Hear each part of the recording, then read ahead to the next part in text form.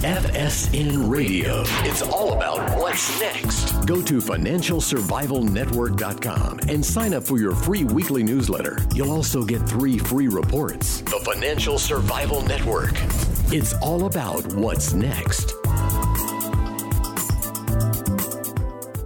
Welcome. You are listening to the Financial Survival Network. I'm Kerry Lutz. It's 9/16/19. Well, things are heating up in the Middle East. Missiles are flying, or drones are droning, whatever. But this has led to price of oil being up some $6 a barrel, $6.28 to be precise. It's over $60, $61 a barrel now. You're looking at gold up $14.80. It was higher before, and silver up 49 cents the ounce. Well, what is going to be of this? Is this just another false flag attack? You didn't hear missiles were fired, perhaps drones against Saudi oil installations, which has resulted in 5% of the world's petroleum production being immobilized and neutralized, at least for the time being. Could be a while before it goes back. Is it those nasty Iranians? Are they behind it? Or what is it? Who is behind it? We don't know the answer to that yet, but according to our president, we will soon. But when you want answers about gold, silver, markets, well, John Rubino's the man, and you find him at dollarcollapse.com. John, so first, happy Monday. Been a while. I'm back from Beaver Creek, and there was no sign of missile attacks on the slopes of Beaver Creek. What do you make of all this? Hey, Kerry. Well, it's hard to know where to start with this one.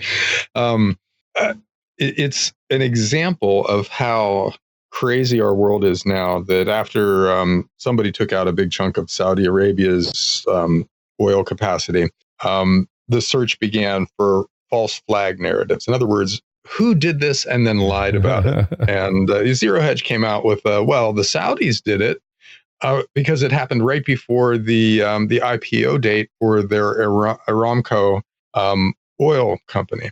And how does that make sense? Well, it only makes partial sense. But the idea is that pushes the price of oil up, which makes their big giant, it's the biggest oil company in the world, makes them more valuable, which raises the price they'll be able to get for their IPO. But yeah, I agree. That doesn't make much sense because it's not typically the way you boost prices before an IPO. You don't blow up half your capacity in the hope that the other half becomes more valuable. That would be like Google blowing up a server farm right before an IPO. It what it's like? It's like donating your kidney because you're helping somebody out, but it makes your other kidney much more valuable to you, right? This makes no then sense. When you sell that on the open. Yeah. So So it probably wasn't Saudi Arabia who did it.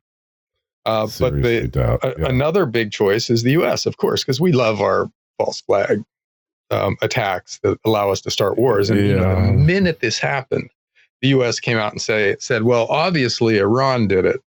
How can we know that? They probably drone flew into something, blew up. There can't possibly be any fragments to look for. They just seized another oil tanker. They've been doing stuff there, blowing up tankers. Unless you want to say that every single thing is a false flag, the odds are good. They're a bad actor. Whether they did this or not, I don't know. But that's my point, though. How would the U.S. know instantly that it was Iran? It's completely possible that it was Iran because there's a lot of stuff going on over there. But the fact that we immediately blame them, that feeds the U.S. false flag narrative. That's all I'm saying. Nobody knows what happened. It's like 9/11. No sooner had the buildings come down than they identified all of the hijackers. And if they were that good, why didn't they identify them before they crashed the planes in the building, not after, if they were so good, the CIA, right? That's what always bothered me. It certainly has the potential to be a false flag. I'm not sure who gains what here. Stephen, I'm not saying it is a false flag. I'm saying our world has become so cynical that when something like this happens, we don't take it at face value. We immediately start looking for the under the surface reason that it happened and try to figure out who's lying about it, right? Because we don't trust the big systems anymore. See, that's partially the real story here is that we don't immediately take things like this at face value anymore because we're so used to the guys in charge of pretty much everything lying to us about stuff in order to get what they want. Well, you automatically assume. When in doubt, just assume they're lying. Yes. Yeah. And that's a bad thing in this world because we need to be able to trust somebody. And if we can't trust anybody, we, at least in the financial sense, we're going to behave accordingly, which means risk off big time in the global financial markets. But you know what the real story is here, Kerry? Is technology. Mm-hmm. If this really was a drone attack that took out half of probably the best guarded and most modern oil facility in the world, then that means that, it might have come from the Houthi rebels in Yemen, right?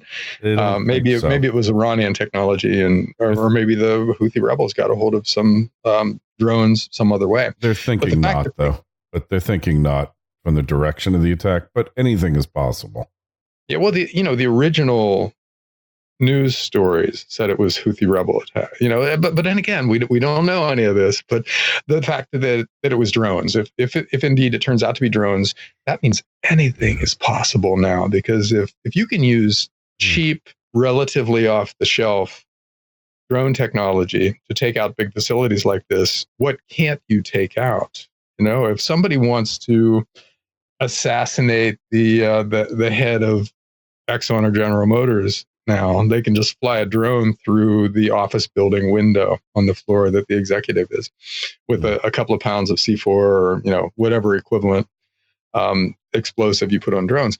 And boom, you've taken out the guy you want to take out. Or if you want to take out an airliner or something like that, same thing. All of a sudden, all kinds of asymmetric warfare becomes possible that wasn't possible before. And the potential for chaos then rises exponentially. And I think that historians will probably look at this and say, well, okay, the big deal about this attack was that it was the way it was done. And that opened the floodgates for all kinds of other stuff. Because remember, drones, today's generation of drones, if they can do this, that's pretty impressive, but they're getting better exponentially at the same time too. So they're getting smaller, they're getting smarter, they're getting faster. Their ability to surveil and to attack is increasing all the time. So that means bad actors' ability, and I'm including most of the major governments in the world in that category, their ability to do crazy things now is increasing exponentially along with drone tech. So that, the world just got a lot scarier, no matter what this means financially. Maybe Saudi Arabia gets their oil production back online sooner rather than later, and the prices go back down, and the financial markets calm down, at least as far as this thing goes. But the world, regardless, did get a lot scarier after this. And I think that's the big story. And it's going to stay scarier because, well, we don't know if they're drones. They're saying they might have been cruise missiles. Who knows? Somehow they came in under the Saudi air defense system, which I thought they had purchased the Israeli Iron Dome system, but maybe it's not installed yet. The other beneficiary here is American oil tool and manufacturing companies, because now the rush is going to be on to get that production back up, because the Saudi government relies upon it. It'll be billions and billions of dollars that they have to pay. And, when this type of thing happens, they don't just put it back to the way it was. They upgrade it, because, you can only upgrade your oil equipment so often. It's very costly. But when you have to replace it, then perfect time for the upgrade cycle. And there'll probably be benefits to Saudi oil production as well. So it could very well wind up, John, having the negative, the opposite of what it was intended, which was to drive down production and drive up prices. At the very least, whoever did it had that in mind, for sure. Whether there's a strategic aim or not, they wanted those oil prices higher and they wanted production down, which is exactly what they accomplished. Well, and the Keynesians are loving this too, because blowing something up and rebuilding it increases global GDP. Yeah. So the world economy is going to grow faster because of this than it would have otherwise. Ah, Carrie, what a world we live in now. Yeah. You know? Well, they're working. There's just an article here I was reading before we got on. The British Army is looking at buying these drone blasters. They're basically looks like a rifle, and it shoots out a laser beam and directed to drones. So, and the president has had these drone detector blasters around him for years, but for other mere mortals, there's no saving us. Well, that tech is going to get cheaper too. So it could be that in the future, that's just going to be a normal home defense weapon, a drone killer. Some kind of electromagnetic thing that knocks drones out of the sky. Because if I ever have a house again, I want a fenced yard to make nude sunbathing possible. Of course, and so I'm going to have to be able to take the drones out of the sky that fly over. So that's just going to be a basic thing. I would like to have some anti-aircraft missiles in my backyard too.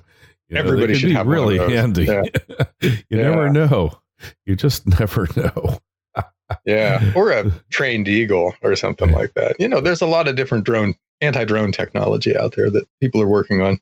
So like everything else, it's a cat and mouse kind of arms race with drones. Mm-hmm. And we'll develop better ways of knocking them out of the sky, and then we'll develop smaller, more hardened kinds of drones that are harder to knock out of the sky. And it'll just go on and on. But the little swarming ones are the ones that scare me, where they're the size of insects. Mosquitoes, and they've got sharp edges, so 1,000 of them can just fly at you and cut you to pieces, and then fly away. Or 500,000 of them, or a million of them unleashed on a city could just kill everybody.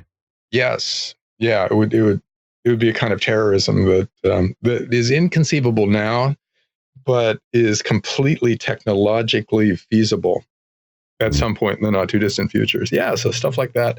See, the next war, say a war 20 years from now, is going to be almost unrecognizable from our point of view today, just because there's so much stuff like this being developed. And we have no idea how they're all going to interact, right? Autonomous submarines with nuclear weapons and autonomous robots on the ground that are like tanks, but with better weapons and run by AI and doing things according to an algorithm rather than to a human. All this stuff is terrifying, but it's coming. Mm-hmm. So it could be the only solution is space migration. I think we might need to get off this planet. Well, that's what Musk is trying to do. Future. That's what Elon Musk is trying to do, right? I mean, he has a point that we're really not diversified right now. All our eggs are in this one basket. Yeah. And there's too many of us too close together with increasingly crazy weapons. So and with a lot of other industrial processes that are poisoning everything. So it's time for us to spread out and spread our bets around a little bit. Yeah, good idea. Anyhow, that doesn't really help us with our financial planning right now, does it? So not really. So where are we with that? Well, gold and silver like this crazy world, right? They're up big today, as you said, and the mining stocks are up. And to the extent that it's pretty much baked into the cake that things get crazier from here, just because the fixed income market, in other words, the global debt burden is now growing kind of exponentially. We're seeing this kind of blow off terminal top behavior in the fixed income markets. In other words, the amount of debt that everybody has is now growing faster than it was in the past. And it was already growing incredibly fast in the past. But, you're seeing China take on trillions of dollars of new debt this year at the same time that they're lowering bank reserve requirements, which is an incentive to lend even more money out there. And U.S. corporations are taking on record amounts of debts at an accelerating pace. And a funny story out of Japan on this subject. The Japanese junk bond market is shriveling up because Japanese banks are now so desperate for yield that they're lending directly to really risky corporate buyers or borrowers, which they didn't used to do. They didn't used to want to touch, a junk bond caliber company for loans. So the junk bond market was able to service those companies. But now the junk bond market doesn't have any business because the banks are just in there lending directly to really risky borrowers. And you're seeing stuff like that all around the world. Whereas crazy as the debt markets were 2 years ago, they're even crazier now. And that's the hallmark of a blow off top in a bubble. When you have this last burst of absolutely incomprehensible deals where everybody's trying to get one last piece of that easy money. And so the terms of deals get even more surprising to anybody with a sense of history. And that seems to be what's happening in the debt markets now. And that's part of why interest rates are plunging the way they have been, because there's so much demand for traditional paper like treasuries that the U.S. government and all the other big governments are able to borrow money at increasingly favorable rates. And interest rates spiked a little bit just lately on some good news on trade, et cetera, but now they're going back down again today. So, the process of the U.S. heading towards zero and then negative interest rates hasn't been derailed by any of this, and it's still in progress. Trump just came out and said he wants a big rate cut from the Fed, quote unquote, big. Is that for Christmas or re-election? How's that going to work? Well, see, governments always want easy money heading into an election. Mm-hmm.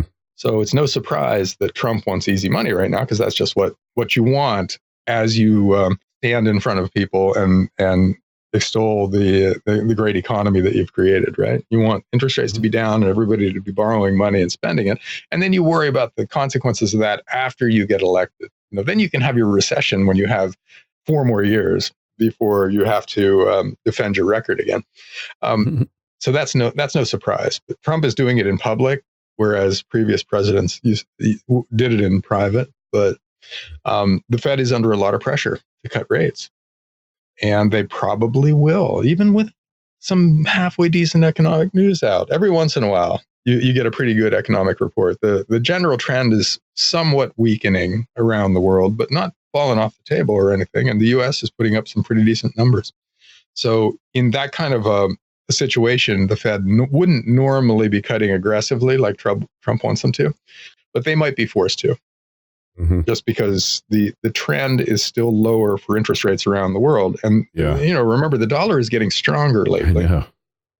And that's a problem for our export industries, because we can't sell stuff to the rest of the world priced in dollars if the dollar gets more valuable. And Trump doesn't like that. No, he's saying, why aren't we devaluing our currency like Europe is? And you know what he is? He's a master debaser. Yes. It's funny.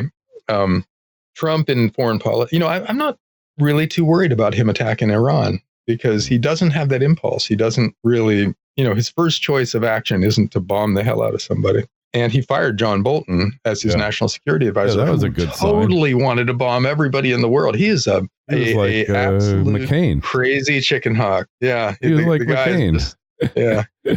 Yeah, it's funny. Trump said something in a speech or someplace a while ago where he said, "You know what? I find myself actually having to rein in my national security advisor instead of him reining me in." And for him, I guess, for Trump, that was a new experience to have to tell his subordinates to calm down. Well, he had to know what he was getting here, John. The guy. The one thing you have to give Bolton credit for, it's like he might be this crazed neocon, whatever you want to call him. But he stuck to his values. He has certain beliefs, and he didn't change and tell Trump what he thought Trump might have wanted to hear. He's consistent. So Trump had to know what he was getting with this guy. But look at all the people he's fired. Now, many people perceive this as instability and bad things. Man, I think it's great. When was the last time you ever saw a president fire so many of his close advisors?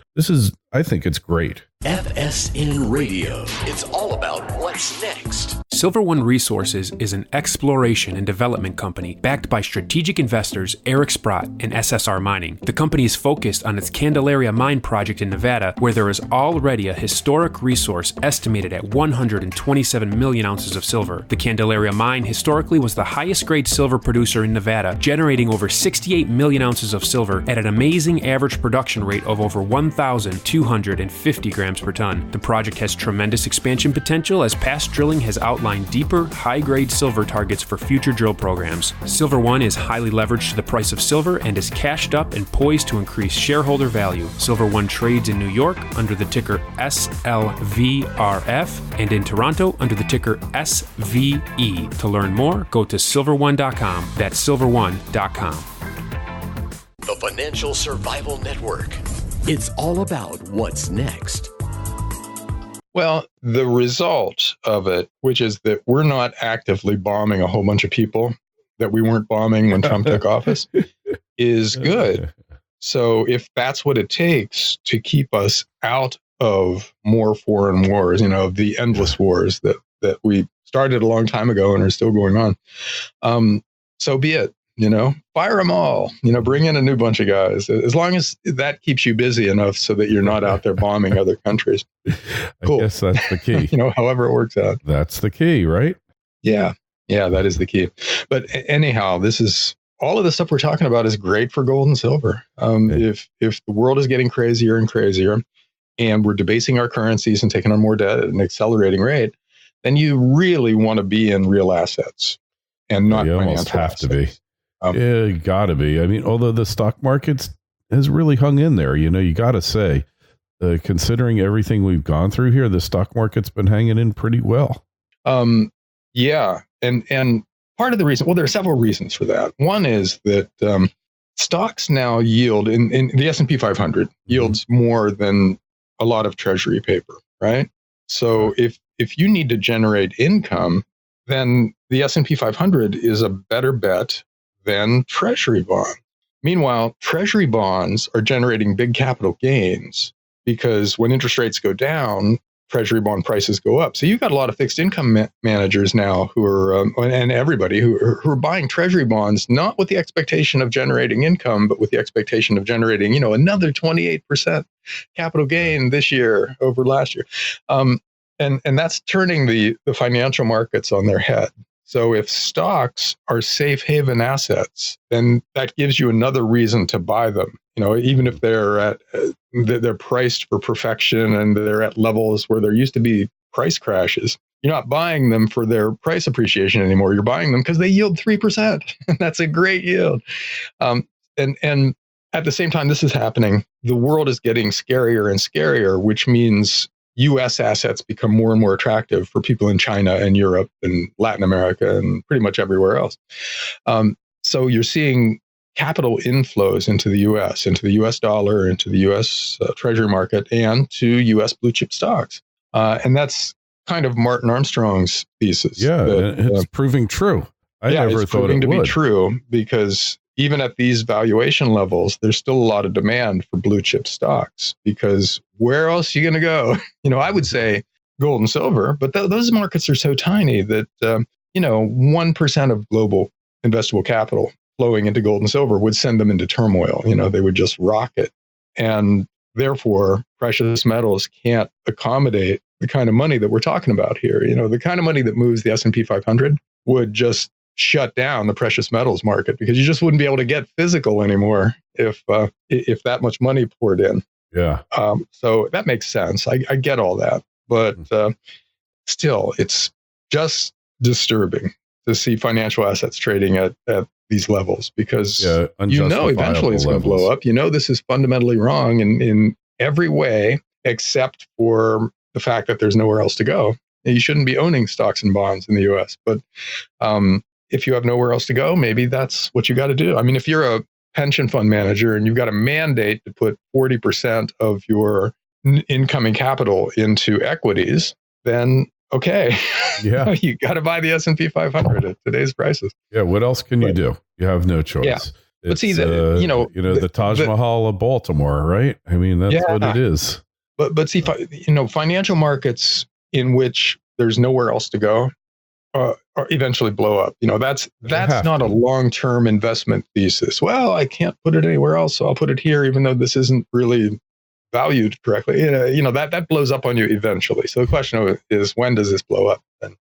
And is it this year or next year or sometime further in the future? We can't know that, but God, this is going to be one of those things where you look back on it and think, okay, on that day, I should have mortgaged my house and put every single penny of it into shorting tech stocks. Yeah. And that day is coming. There's going to be a day like that. We can't know. We'll only know it after the fact, but there is going to be a day like that. By the way, I know you're kind of philosophical and you like good quotes, and I picked this one up today from an article I was reading.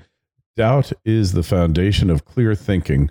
Only by questioning every premise and discarding those that cannot bear weight do you build an edifice of belief worth living in.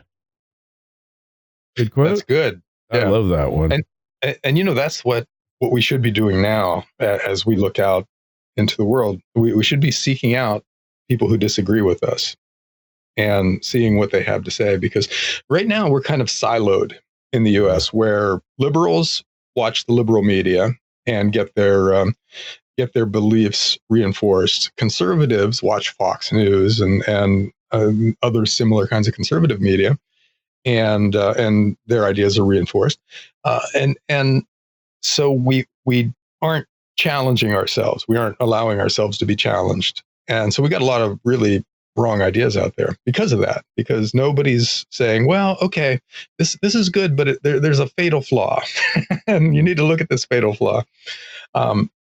And so if we were doing that more often, in the links list on dollarcollapse.com, I post a lot of stuff I definitely disagree with, but because it's provocative and it makes you think. Absolutely. And because of that, it's useful, Mm-hmm. I totally agree with it. You really need to think out of your box. I read these left-wing things. I mean, they're really unreadable. Because as a former attorney, the one thing you do is you test statements, you apply logic to what people are saying.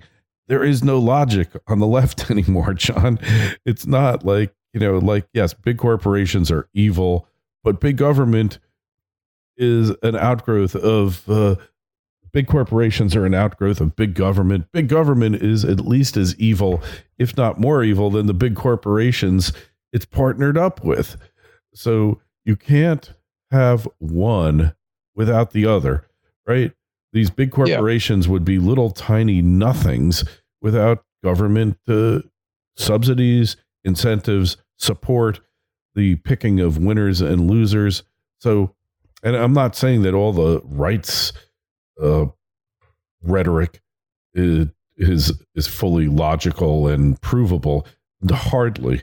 Quite the contrary. There's lies going on in both directions.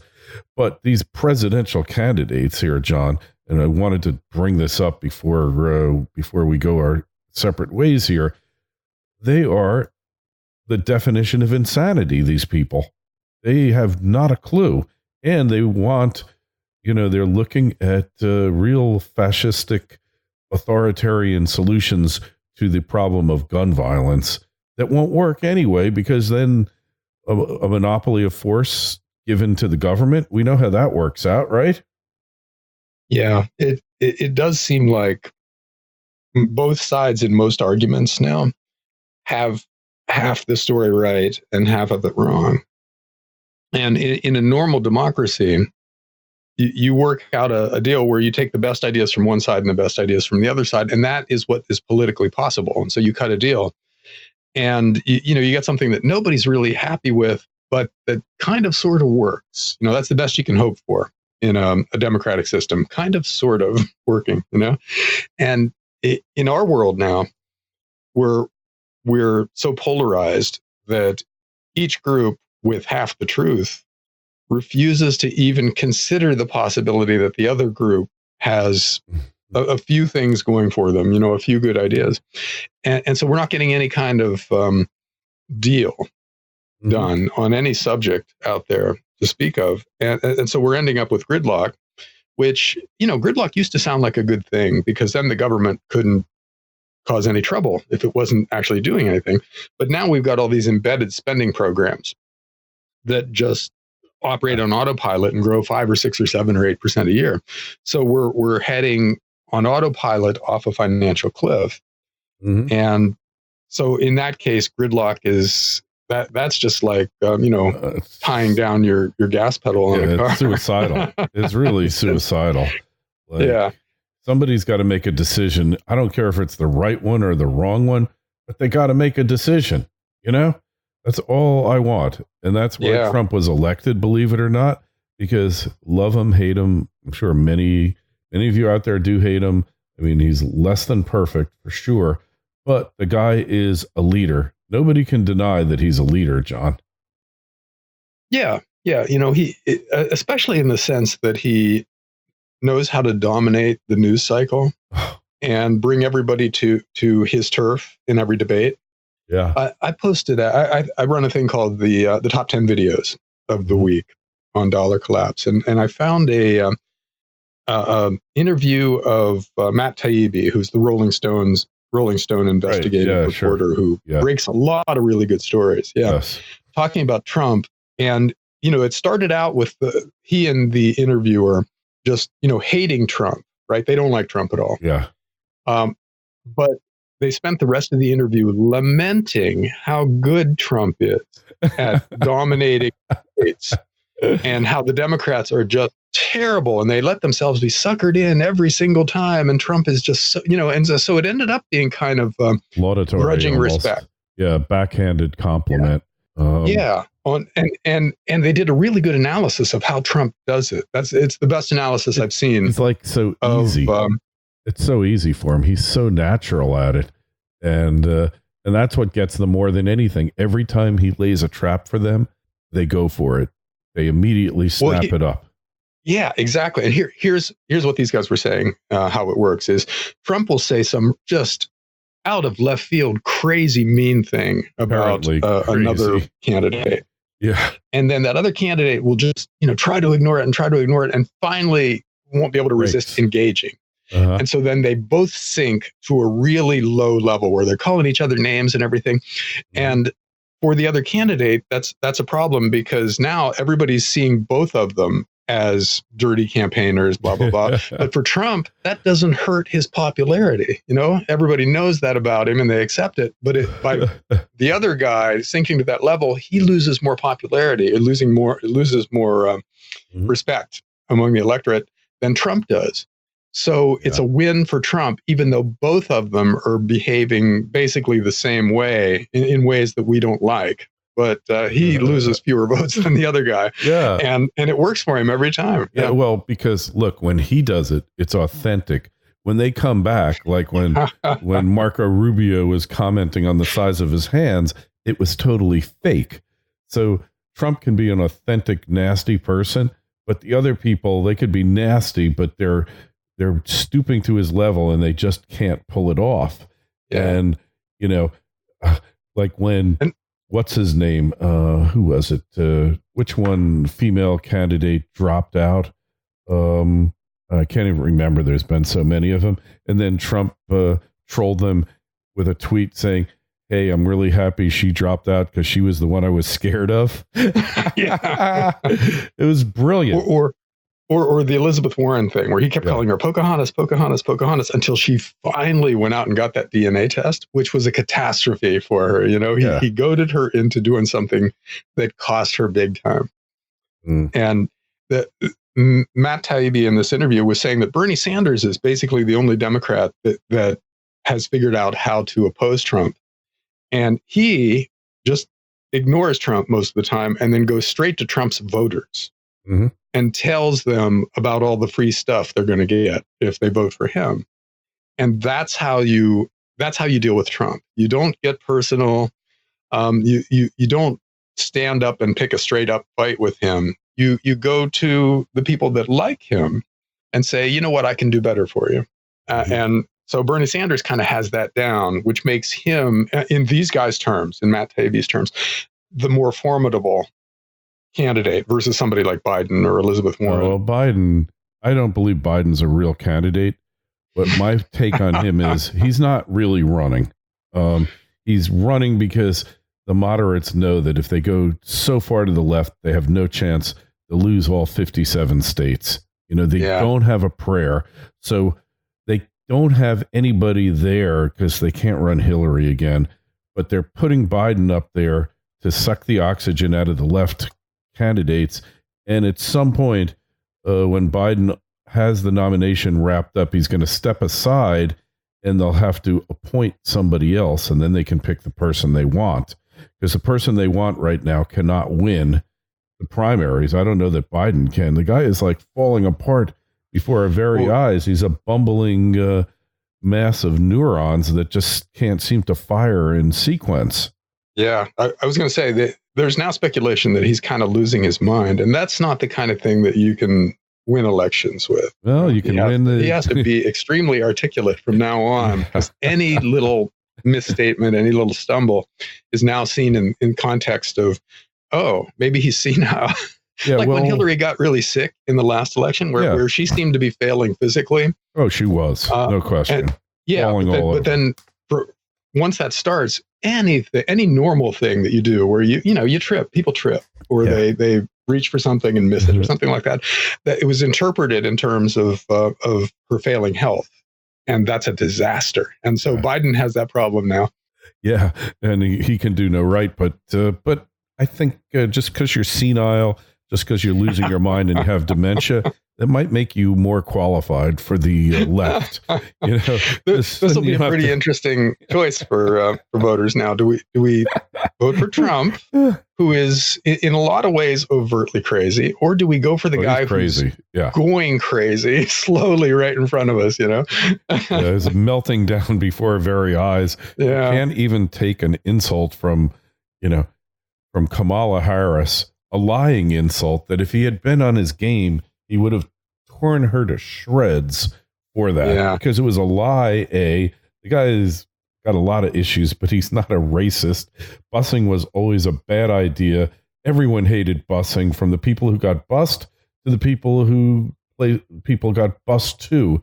Everyone hated it with a passion. If they had just taken that money and put it into the schools and built them up and really, created good schools that everybody wants to go to. Instead, busing led to the downfall of public education, the final nail in the coffin. Public education, it should have never been brought up as an issue. It was indefensible at the time, and in looking back in history, it's even more indefensible. But he can't even handle that. And the guy Yang saying, you don't remember. I think it was Yang and Beto O'Rourke. I mean, you can't even take these people seriously, John. Anyway, we have to take our show seriously, and we got to come back and do it again next week. Make sure you go over to John's site. It's dollarcollapse.com. Hey, what are your thoughts about the election? I've got a lot of emails stored up right now, but I will be getting them to them this week, I promise. KL@kerrylutz.com. That is the email address to send your opinion to. Anyways, all the other stuff, the Twitter feed @KerryLutz, Facebook page Financial Survival Network. John, we will be catching up with you next week, and I'm sure it's going to be even crazier. Well, just, keep your windows closed, Kerry. We don't want any drones flying in. I got impact glass. It'll take 180 mile an hour impact, but I don't think it can fend off missiles. But we'll see. Okay, that's a new growth stock out there. Whoever makes that impact glass is going to be really rich pretty soon. FSN Radio. It's all about what's next. Go to financialsurvivalnetwork.com and sign up for your free weekly newsletter. You'll also get 3 free reports. The Financial Survival Network. It's all about what's next.